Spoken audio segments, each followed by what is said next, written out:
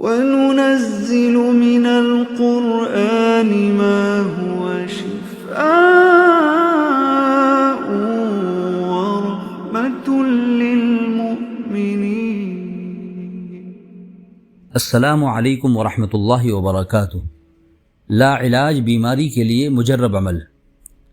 اگر کوئی بیمار لا علاج بیماری میں مبتلا ہو یا اس کا مرض بڑھتا جا رہا ہو تو اس کے لیے ایک مجرب عمل بتلایا جا رہا ہے۔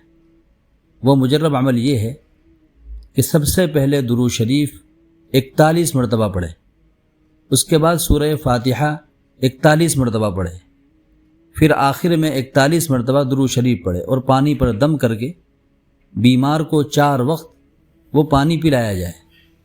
لیکن 4 وقت کی ترتیب کیا ہوگی؟ کون سے وقت میں پلایا جائے گا؟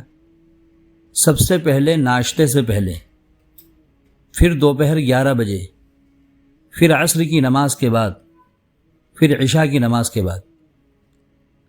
اگر پانی پر دم کرنے کے ساتھ ساتھ بیمار پر مریض پر دم کر دیا جائے تو زیادہ بہتر ہے۔